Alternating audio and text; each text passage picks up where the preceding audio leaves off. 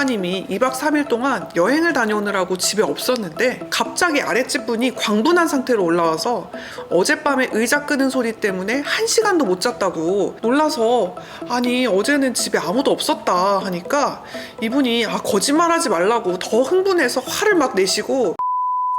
안녕하세요. 마음을 밝히는 언니 정신과 의사 유혜진입니다. 층간소음 때문에 저희 병원에 오셨던 환자분께서 하루는 너무 심각하게 저 태어나서 처음으로 내가 사람을 죽이겠구나 하시더라고요. 정말 이게 누군가를 죽여버릴 수 있겠다는 생각이 들 정도로 힘들고 괴롭고 억울하다는 거죠. 하지만 여러분, 그냥 넘겨들으시면 안 되는 게요, 실제로 층간소음 때문에 살인사건이 일어나는 거 아시죠? 사실 정말 많은 분들이 층간소음 때문에 정신과에 다니시거든요. 이 층간소음은요, 실제로 원인을 없앤다든지 법적인 조치로 해결하기가 굉장히 까다로운 문제여서 본인이 층간소음의 피해자인데 정신과에 다니면서 또 스트레스를 다스리고 고통을 견뎌내는 분들이 많아요.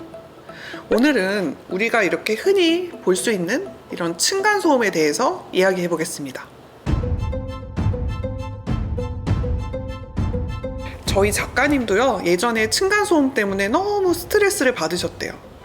이분이 종합병원 근처에 있는 빌라 3층에 사셨다는데 이 아래층에 의사 국가고시를 앞둔 의대생이 살았나 봐요.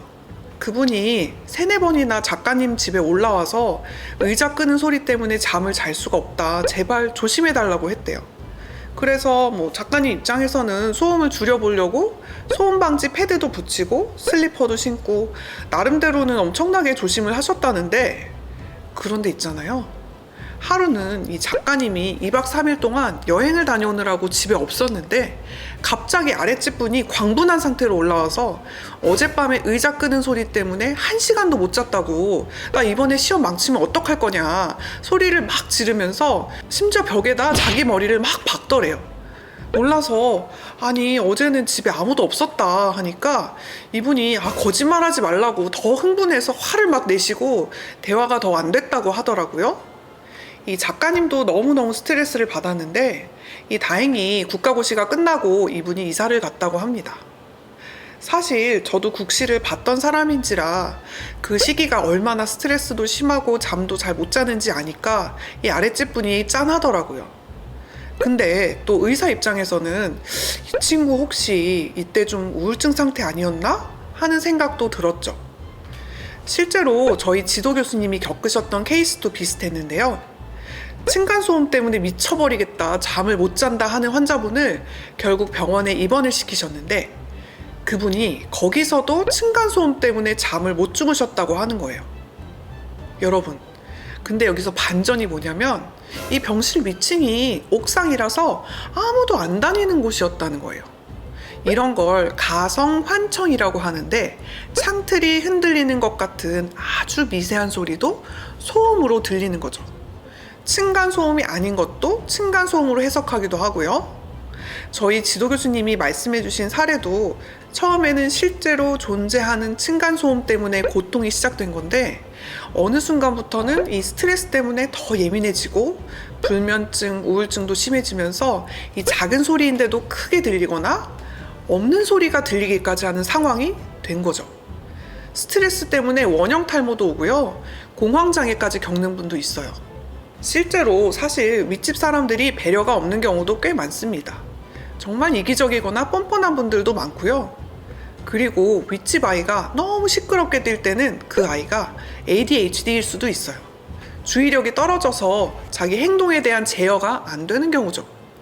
또 윗집 분이 성인 ADHD 환자라면 그런 분들도 좀 주의력이 떨어지기 때문에 자기는 조심하려고 하지만 또 의도치 않게 더 시끄럽게 행동하는 경우도 있고요. 이렇게 우리가 다양한 이유로 층간소음을 겪게 되는데 이게 집은 내 일상의 공간이고 쉬는 공간이기 때문에 누구나 집에서는 좀 편안하고 안전하고 좀 쉬고 싶잖아요. 그런데 다른 곳도 아니고 눈치 봐야 되는 회사도 아니고 바로 내 집에서 계속 피해를 받고 스트레스를 받는다고 느끼면 그 분노, 그 빡침은 정말 엄청납니다. 결국에는 이게 내가 손해를 보면서 이사 가는 것밖에 답이 없을 때도 있죠. 이러다 보면 복수심이 생기거든요. 사실 이게 당연한 마음 아니겠어요? 심지어는 이 위층 사람들이 너무 뻔뻔해서 위층 사람의 더 위층으로 이사 가서 복수한 경우도 있다고 합니다. 오죽하면 사람이 그렇게까지 하겠어요. 또 재밌는 사례도 있었는데, 이 7층에 살던 피해자분이 8층 때문에 너무 괴로워하다가 9층 분하고 의도적으로 접근해서 좀 친해지신 거예요. 그래서 어느 날 좀 작정을 하고 9층에 놀러 가서 엄청나게 뛰었대요. 유치하긴 한데 이분이 뛰면서 너무 스트레스가 풀렸다 그래요. 그래서 8층 사람이 언제 올라오나 기다리고 있었는데, 아니나 다를까 8층 사람이 9층에 뛰어 올라와서 벨 누르면서 항의를 했대요. 그때 7층 분이 문을 딱 열고 나가니까 그분이 너무 당황을 하더래요. 그날 이후로는 8층에서 층간소음이 들리지 않았다는 그런 도시 전설이 있습니다. 이렇게 우리가 화풀이 하는 경우도 있지만 법적으로 대응할 수도 있어요. 이 층간소음이 계속되면 손해배상 청구를 할 수 있는데, 이 제일 중요한 게 증거 확보거든요. 그래서 층간소음이 들릴 때 소음 측정기로 측정을 하면서 동영상을 찍는 게 가장 효과적이라고 하네요. 그래서 이 소음이 법적 기준치를 넘어가게 되면 윗집에 소음을 자제해달라는 취지로 내용 증명을 보낼 수도 있고, 층간소음 때문에 정신과 치료를 받고 진단서를 첨부해서 손해배상 소송을 할 수도 있습니다. 그런데 문제는요, 어렵게 손해배상 청구가 받아들여진다고 해도 보통 돈으로 얼마 받고 끝이라고 합니다. 강제로 이사를 가게 하는 건 어렵다고 해요. 결국에 법적으로 층간소음 자체를 없앨 수는 없는 거죠. 그러니까 그렇게 마음앓이를 하시는 거고요.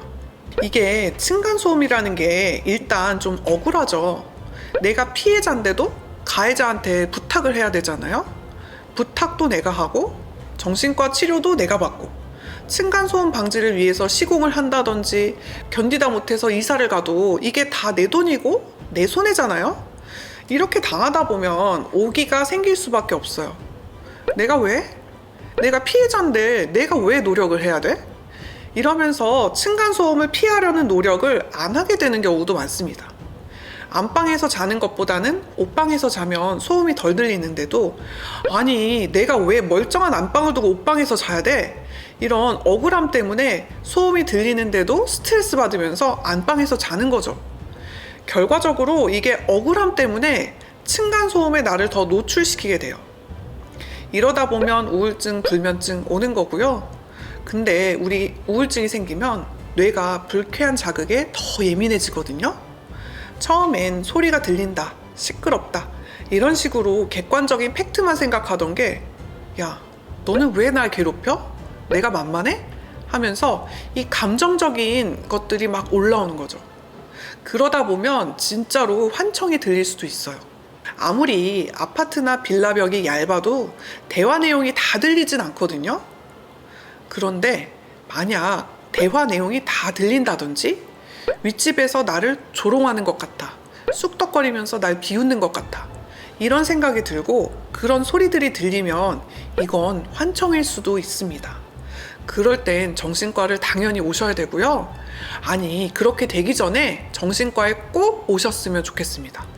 층간소음 문제는 객관적인 생각을 유지하려고 노력하는 게 정말 필요한 부분인 것 같아요.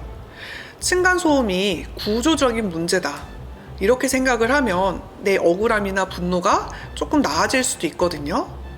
우리나라에서 아파트나 빌라 같은 공동주택은 외부 벽이 모두 이렇게 연결되어 있는 내력벽 구조라고 합니다. 그래서 하나의 층에서 받는 충격이 위아래로 5개 층까지도 전달된다고 하더라고요. 건축물의 구조상 나에게 들리는 소음이 윗집에서 온다고 단정 짓기가 어려운 거죠.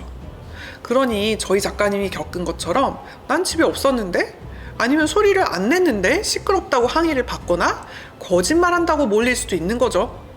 그래서 전문가들은 이런 상황이라면 아래층에서 뭐 때문에 시끄럽다고 하는지, 몇 시에 시끄럽다고 하는지 체크를 해보고 우리 집 윗집에서 혹시 그런 소리가 나지는 않는지 체크해 보라고 그래요.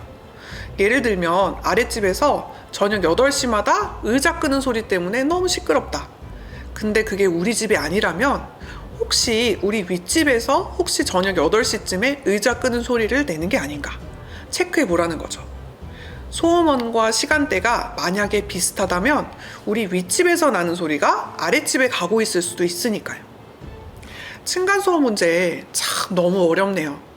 이 영상 시청하시고 궁금한 점이나 공감되는 점 있으시면 댓글로 의견 나눠주세요.